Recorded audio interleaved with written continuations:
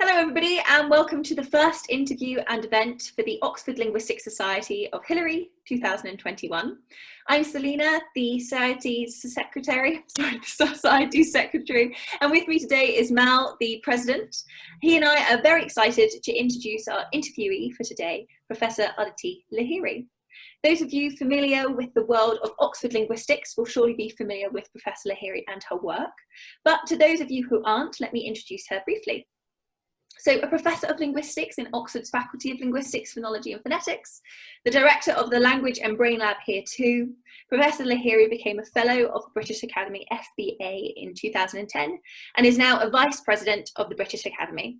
She was also the President of the Philological Society and was most recently, in 2020, awarded a CBE for her great services in linguistics, which is amazing. Professor Lahiri works on a great number of areas in linguistics, including phonology, historical linguistics, psycho and neurolinguistics. So thank you so much for joining us today. I'm greatly honoured. Thank you for having me. Cool. So over to you, Mel. So we'll start with something in phonology. You and Evers 1991 and Reitz 2002 are credited with the development of the featurely underspecified lexicon model. This is not, of course, the only model for feature specification. So in what ways does the FUL differ from other models like Jacobson and the sound pattern of English? It was built on the Jacobson-Fontaine-Halley model, basically. The big difference between the SPE, the Chomsky and Halley model, and the other feature geometry models is that it makes a very clear stance that the features are all monovalent, not as a privative, not binary. There is, unlike Nick Clements' model, which is also very close to this, there is no two separations between consonant and vowel features. So consonant and vowel features are shared in terms of the place of articulation. And there are no dependencies. That's crucially important. So one of the biggest problems in phonology was that, so let's say if you have plus minus anterior and plus minus distributed amongst the languages, amongst the coronal subnode, then anything that you want to refer to for plus minus anterior will automatically mean that the coronal feature is going to be necessary and thereby specified. So if you have coronal underspecification, which was a big thing in the early 90s, mid 90s, and the fact that it is somehow more underspecified than the others is well known, you can't do it if you need features which it is dominating to distinguish between the places of articulation from the tip of the tongue to the blade of the tongue, right? So that was one of the reasons why for this. Another thing was I was interested in how languages change, but how languages are processed. So I needed a model which I could test and with very precise predictions. So if you're running an experiment, whether it is a lexical decision or whether you're running EEG, you need some clear predictions. And for clear predictions, you need a clear story about not only how things are represented, but how things are extracted from the signal and then mapped onto the lexicon, right? So you need the signal, you need the lexical representation, and you need the mapping. And that's where FOL differed. And that is one of the reasons why, and why certain things about mismatch comes in. So if something is underspecified, is actually not weak, it is actually very strong. It is going to tell you that if you hear this feature, coronal, so if you hear a word, which language, I know what Selina speaks, Dutch and English for sure. What are your languages, Man? English mainly, but at home Gujarati, and I understand Hindi. But let's take Gujarati and English. If you have aspiration and voicing contrastive, let's take Selina, who has voice contrasting in Dutch, but English also has voice contrastive. But on the other hand, the actual features manifestation in phonetics is rather different in Dutch and English. And for Gujarati, you're going to have the spread glottis, the aspiration as well. So you have a combination. Now, the physical, no human being ever pronounces an identical word, right? You can say your name 3 times, it will be all different. Yeah, you will never be the same. So nevertheless, I'm able to understand you, sort of, even in this medium. So there has to be some sort of abstraction. The question is, how abstract is abstract? But the question of the mapping is that when I am representing Gujarati or Bengali, for me, I have a voicing, 4-level voicing feature difference. For English, I just need 2. So certain things I can do without, and certain things I cannot do without in the language. So certain things are language specific, some things are universal. So coronality will be universal, but other things will be more or less language specific. And then the coronality will mean that if I hear a word like tail, that the coronality is heard, and it will mismatch with everything. So if you hear a coronal, you throw out everything else. If you hear a labial like pale, you will still access the coronal, but not the not itself.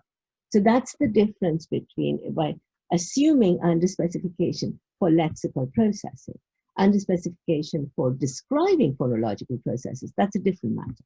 Yeah. So this is one of the reasons why it had to be very precise. And then we built a speech recognition model based on these principles. So we had a DNN, deep neural network, accessing, getting the feature extraction, but the same principle holds. So under the understanding that no matter what word it is, its sort of abstract nature is represented in your brain, and your access process is equal to throw it out or not, depending on a scale.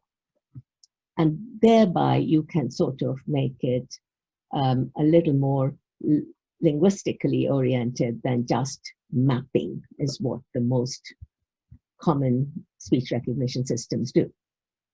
Does that answer your question? Too much detail? You can cut it out. No, that sounds fantastic. Thank you. So that's our sort of phonology section, which obviously is a massive area. We tried to break it down a little bit question by question. So on to historical linguistics. Could you explain, as an introduction to historical linguistics, and this is a favourite question for people to ask, why it is mouse and mice and not mouses, and why it is goose and geese and not gooses? Why is mouse used to be moose? Mouse and mice as opposed to mouses. Sorry. Yeah. Well, both of these words in Germanic were basically a long vowel u, moose, and they were a separate section of nouns which were called consonantal nouns. And this was true in Dutch and German and English and everything.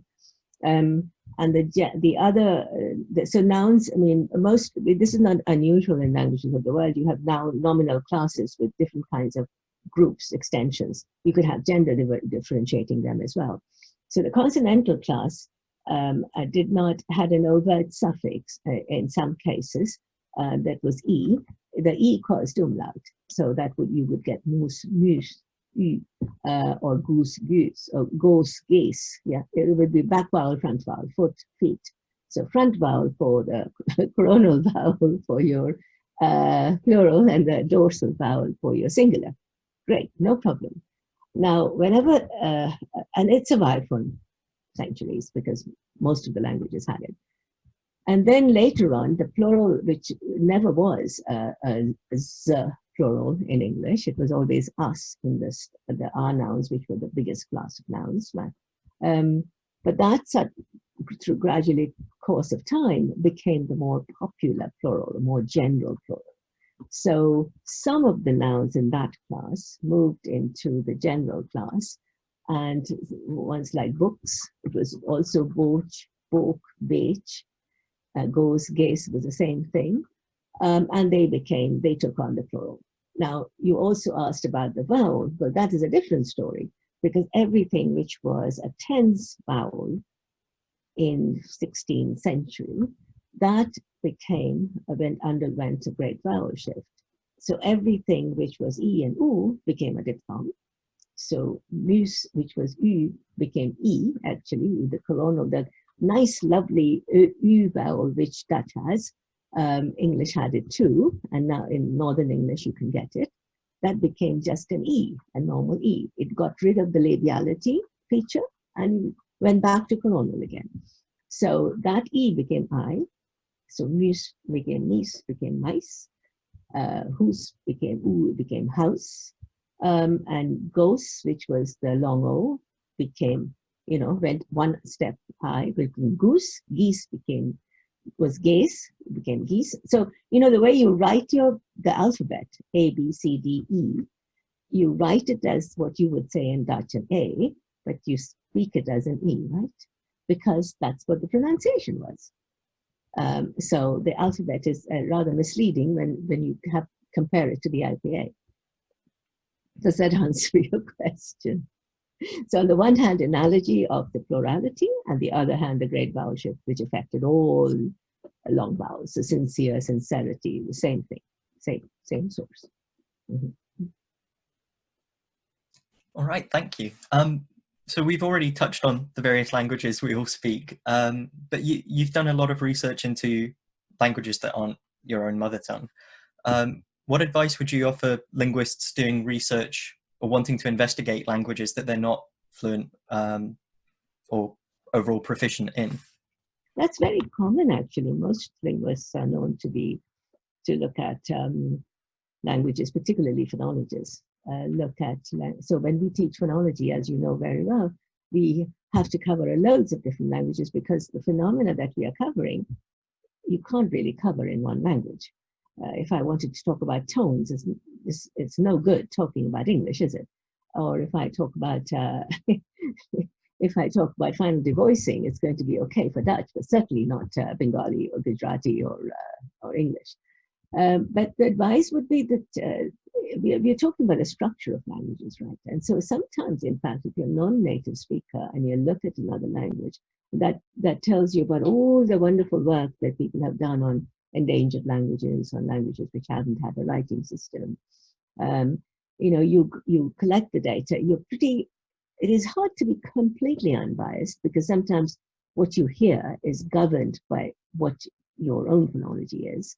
But nevertheless, once you're trained to do that, you can access the IPA, make the transcriptions, and try to see how things work without necessarily getting too biased about it. Because if it's your own language, you tend to think, no, so if you tell your parents, either of your parents or your friends who are not studying linguistics, well, English plural is actually a Z. They will think you're being funny. Because, of course, it's written with an ES. It should be an ES. Well, the E is never pronounced, right?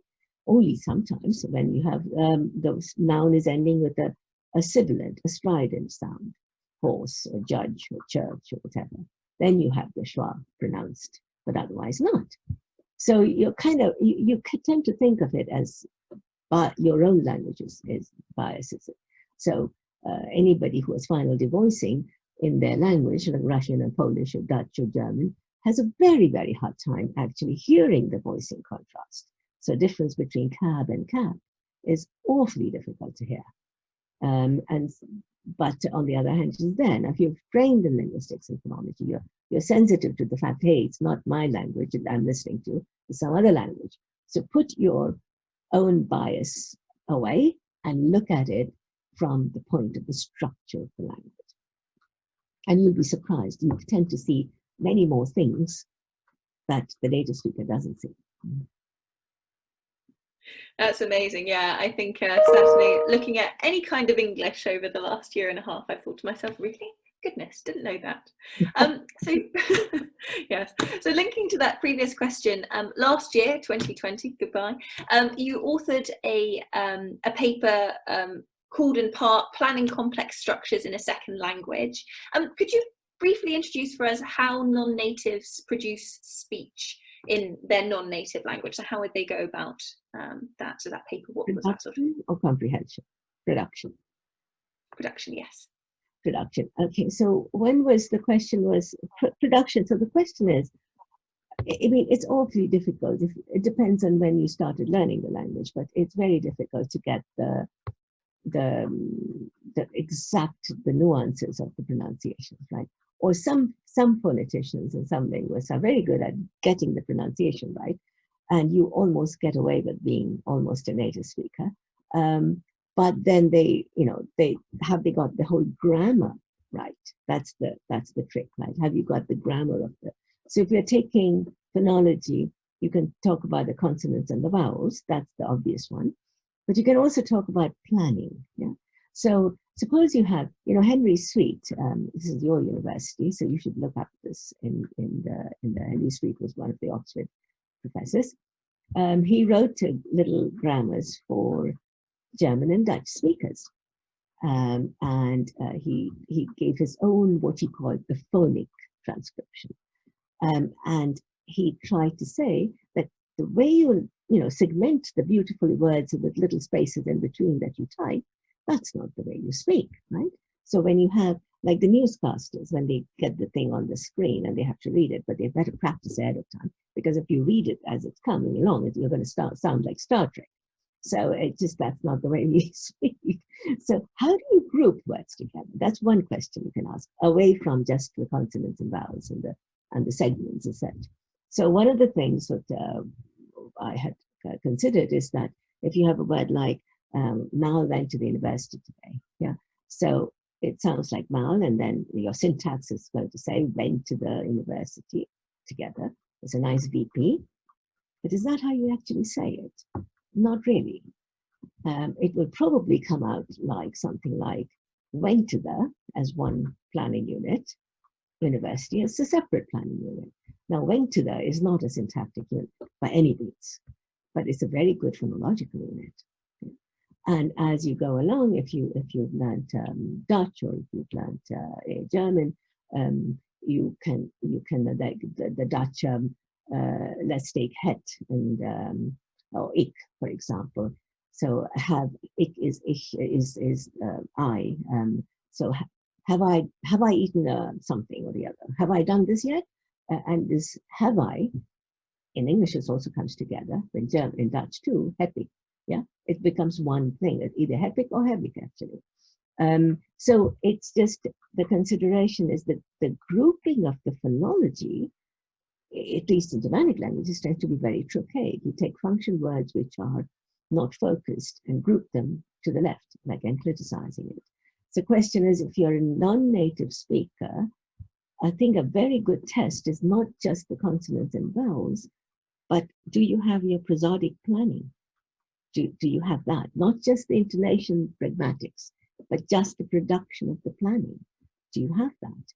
And this is something people don't teach. And I wish people did, because that can also be very useful if you've had a stroke or if you've had spatial paralysis or something, as part of the thing, which would be very useful to teach. How do you plan the speech, which also has its own rules. Is that sort of the thing you wanted to know, Selena? Yes, I think absolutely. And if I'm not mistaken, that also ties into then loan words and the way that you pass them into your own intonation, which obviously is something we've looked at in one of the reading classes. And I really like the example that you give of the sort of different passing of Darjeeling in English as opposed to Bengali. Yeah. Yeah, I mean, to me, it's Darjeeling. Nice initial stress, Darjeeling. Well, Darjeeling, it's like I'm working with Bruce Hayes on that many, many years ago. He could just never hear it.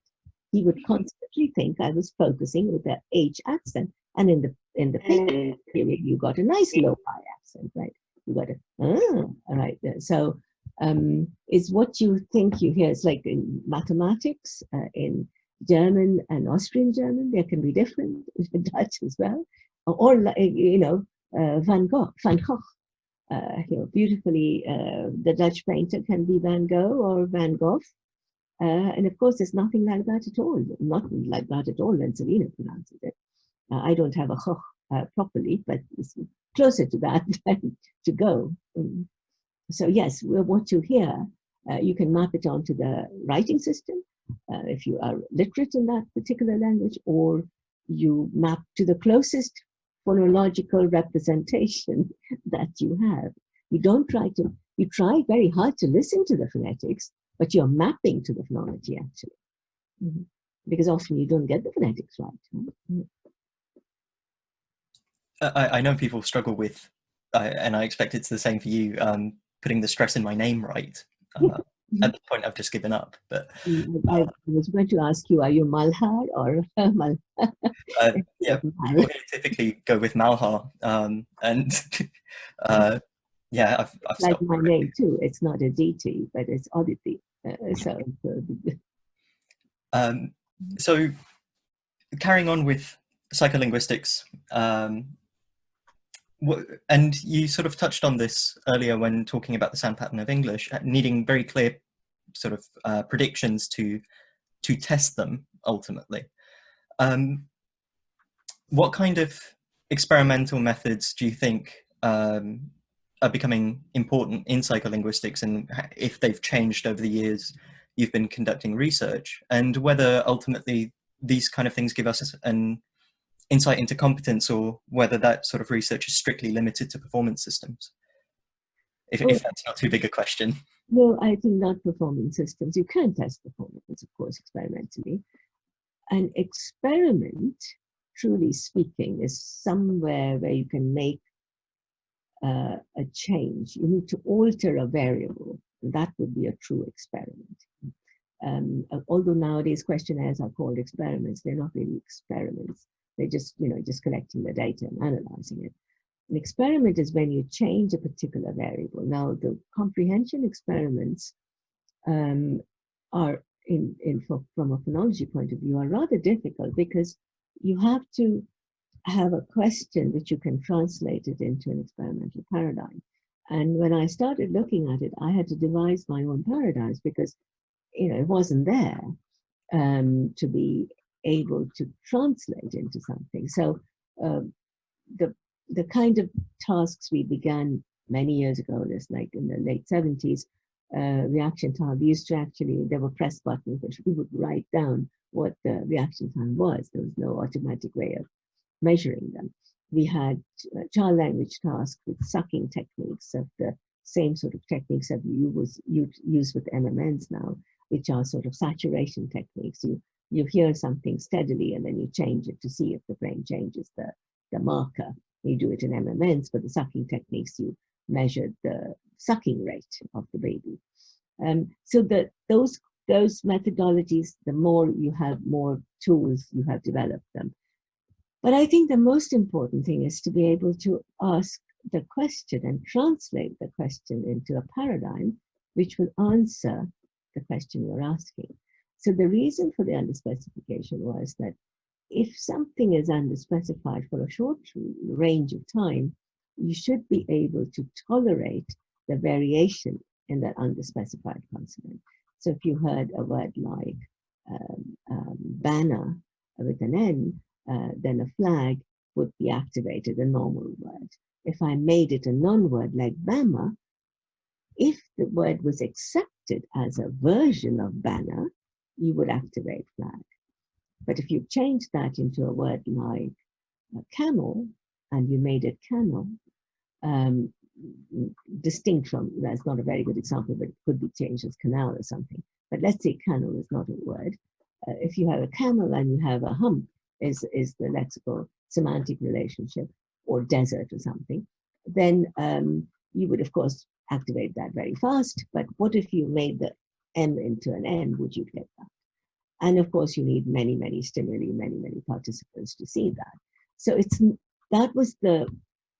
that variation and that kind of way of looking at things, you need to devise yourself to see if you can get to it. Similarly, with the production experiments were not just performance either. They were testing the planning of the participant. How do you plan to speak? You don't just start speaking. You need a certain amount of planning before you start speaking. How much do you plan? And what do you plan? Is prosody, is phonology part of it, or is it only syntax? Is it only the meaning that you plan? You must plan a meaning, obviously, because otherwise it wouldn't sound like a sensible sentence. But how much do you start planning? And that was why the production experiments were devised. So I think part of the thing that you need to learn if you're going to do this properly is, the tools are limited, but you need to use them and innovatively to ask the kinds of questions you're interested in. And otherwise, do it differently. Yeah. Language change can also tell you a lot about what can change and how things can change and how things cannot change. Equally important. Does it answer your question, Mala? Mm-hmm. Yes, it does. Thanks. I think that's really interesting, especially saying how things sometimes don't change. I think often we're all looking for the changes that occur, but it's equally exciting to see when things don't change. So I think we've only really got one more question that we've organised. So I think after this, we'd probably still like to hear any points that you would like to sort of just discuss, just to sort of mention that. But one of the questions we had, and we did have a few from people from our society as well, and this is sort of wrapped up in within this. And so your work in linguistics is hugely varied in many different subjects, as we've already seen from the answers that you've given us. Do you think there's a common thread of interest running through all of these? And do you see these various fields within linguistics ever being completely integrated? I feel they are integrated simply because I think the common field is the abstraction in phonology, to be honest. I have worked a lot on phonetics and phonetic details when I was younger, and I've still worked on it now. You know, if you have a sir and a sh in Dutch and a sir and a sh in English and a sir and a sh in Bengali, how are they different or how are they similar? A sir sh in Dutch is an allophonic, not really allophonic. It's, yeah, in a way, yes, because it's completely predictable, right? A sh is the, if you have the y, you get the sh. Otherwise, you would get a s. In English, you get this phonemic. In Bengali, it's the other way around. It's normally a sh, and then you get a s when it's a coronal th next to it. And you look at the, you know, I wanted to know if they were largely pronounced. Did it matter if they were phonemic or allophonic? You still want to make it clear, right? So why should there be a difference? And I discovered that the range of differences varied between speakers, but the actual contrast, to keep the contrast, was the same, basically, across the speakers. But I also wanted to know about the phonology in the brain. The phonology is tended to, you think of phonology as it's hardest to get to because the syntax is more like, you know, syntactic structure you can explain to people. But phonology is harder to explain because it's sort of an abstract conglomeration of facts which is not necessarily written down, which you have to devise from what you hear. So I've always wanted to look at phonology, but you know, in a sort of a formal setting, and to see to what extent are there differences, but what extent are there similarities? Because after all, we have the same sort of mouth and the same sort of ears and the same sort of brain everywhere. But look at the variability. So how come there is so much variability? What is not variable? What can I draw from all of that, which is constant, let's put it this way. What are the main ingredients, and so on and so forth. So those were and I think that basically runs across all the work that I've done. I was lucky, I could do all the things I wanted to do, so I was very fortunate. That's amazing. I think it's really great to hear you talk so lovingly, I suppose is the word, about all the various different areas and how they come together, because often when we're reading books, or even some of the other people that we've been lucky to speak to, they're very focused on one particular area. So it's really exciting to talk to somebody who has had their fingers in many pies, so to speak. I suppose with that in mind, we've still got a bit of time with you if you're still okay to stay with us. So I suppose a question that I would personally like to know is if there was something that you could go and revisit now with the techniques of today that maybe weren't quite as plentiful, or research that you're looking forward to do, anything really that like that sort of would like to revisit or would like to try and do in the coming year or anything? Well, one thing I always, you know, you learn not just by doing things, you learn from your students. And as, you know, as students come through you learn, you get different aspects and different ways of looking at it. And so from every student, you gain something different, and you know, you go on to do further research and know further, you know, what else is happening. So more languages, I would like to work more on the Northern Germanic languages. I would like to see more on the classification of also gender and language, not gender in the sense of sex and gender, but gender, grammatical gender, and phonology and differences therein, because I think there's much to be done over there as well, which I haven't looked at. And languages other than, since DPhil students are passing through with lots of different languages. So to see all the variety over there, and then try to make sure that the variety is definitely there, the stress and tone and all of these variations are coming in through certain languages. But how come, to what extent can the variation, is it going to be the question that the variation is going to be reduced rather dramatically, given that we're all listening to the television and languages becoming rather similar and so on and so forth? I hope not, but there is a tendency, I think, that monolingualism is becoming more and more preferred, and multilingualism is not. So I hope that will not happen.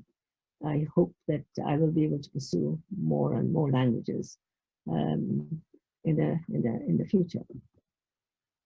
I don't think the tools really matter, because the tools will develop, and I hope that the phonologists and linguists will be able to use the tools, but keeping in mind what you know about language and how language works, how language is conveyed, how language changes. How language changes is very powerful, because they don't change in a vacuum, and they certainly don't change randomly.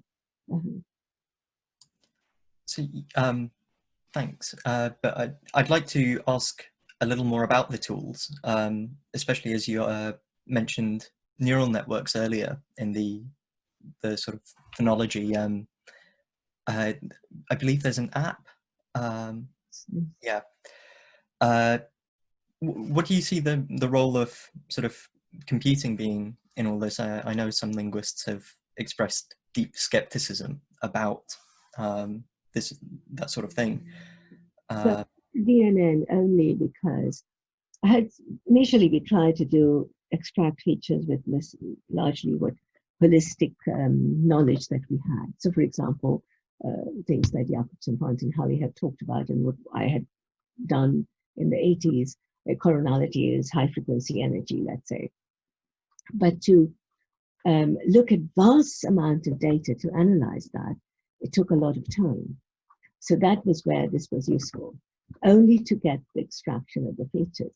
But the theory of the features as the representation and not just holistic word matching, that was still the same.